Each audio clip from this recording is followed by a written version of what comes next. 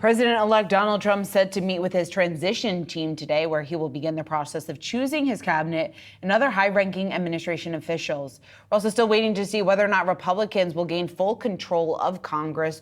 Over 36 House seats still uncalled. The Associated Press currently calling 191 seats for Democrats and 206 for Republicans. It could, though, be days before we have the final count. Joining us now, we want to bring in Shai Akabas. He is the Executive Director of Economic Policy at Bipartisan Policy Center program. And also Steve Clemons, the founding editor-at-large for the Washington Note. Great to have both of you. Steve, let me start with you when it comes to the cabinet. We certainly do have this scramble going on right now, it seems, for President-elect Donald Trump to fill the cabinet. Lots of questions about who those names are going to be, who exactly could be in line. What do you think?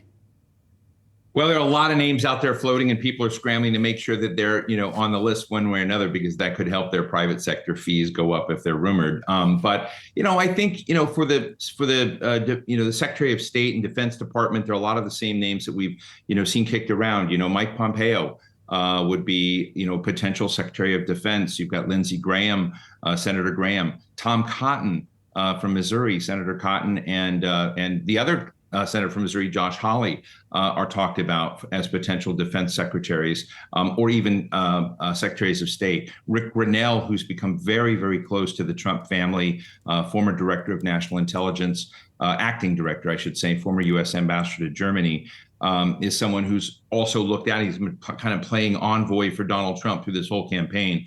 So Rick Grinnell is another potential in that space. There are other interesting people out there like Bob Lighthizer, who was Donald Trump's U.S. trade representative, might be Treasury Secretary, or John Paulson, famous from The Long Short. He made zillions of dollars during the subprime crisis, and is someone who put a lot of money behind Donald Trump. So I could keep going like that, but those are some of the names that are percolating in my space. How likely do you think it is that we'll see Elon Musk among the cabinet members? Look, I think Elon is in a complicated position. For him to get a Senate confirmed position, I think he'd have to pretty much divest himself from a lot of his assets that define him, like SpaceX, like Tesla. And I think, I think that the money is more on Elon getting a kind of advisory role that it really, the power of those kind of roles is dependent upon your relationship with the president of the United States, not necessarily how formal your role is within this. So I think it's highly unlikely, and probably he would face a lot of interesting confirmation hurdles if he was to go through that process. So I think he'll be in a more advisory role, but he'll have power because Donald Trump listens to him. Well, speaking of Elon Musk, Shai, I want to bring you into the conversation because one of the, seems like at least on Elon Musk's agenda, would be cutting spending. He talked about the fact that he wanted to cut $2 trillion out of spending. He posted the picture on Twitter yesterday with the kitchen sink, very reminiscent of what we saw after he took over Twitter. I'm curious from your perspective, just first, let's just start with what Musk has laid out. $2 trillion in spending to cut, obviously, that's a heck of a lot. How realistic are some of these goals? Yeah, so making spending more efficient in the federal government is certainly an admirable goal. The challenge will be that most of the spending that we do from the federal government is on autopilot. So this is things like the mandatory spending programs, Social Security, Medicare, Medicaid, net interest costs, the interest that we pay on the federal debt. You can't cut that. That is money that we owe to the other countries and investors that are lending us money. So when you cut it down to, or when you boil it down to the portion of the budget that is renewed on an annual basis that goes to discretionary accounts, you're talking about less than 15% of the overall budget.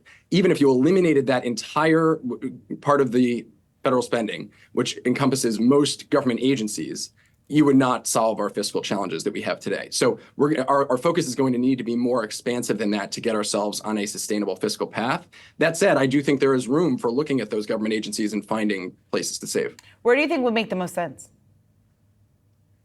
Well, I actually think we need to be focused on the other parts because those are the bigger pieces, and the tax side of the equation too, which obviously will rear its head next year with the expiration of many of the tax cuts from 2017. Next year is really an inflection point on fiscal policy. We know that there are going to be moments where legislators and then the executive branch in partnership with them are going to have to confront this topic. There's the debt limit that's going to be reinstated on January 2nd. That will kick off a series of negotiations around that issue. There's the appropriations process, which we still have not finished for the fiscal year that has already begun as of a month ago.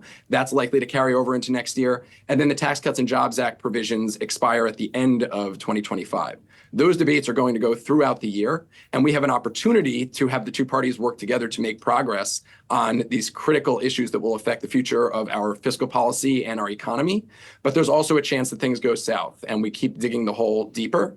If that happens, excuse me, we could be in for a rude awakening among markets who are already showing that they are losing patience with our inability to deal with our fiscal challenges. Steve, I'm curious just to get your thoughts on the turnout that we saw when it comes to the election, what that really signals about the Democratic Party going forward. Clearly, there has been the talk or the narrative, at least yesterday, we were talking to so many political strategists and even economists. They were talking about the fact that there's clearly a frustration here with where things stand with the economy. In terms of some of the policies that Trump has laid out, is there a risk then, so let's be careful what you wish for, inflation could actually get a lot worse under a second Trump term?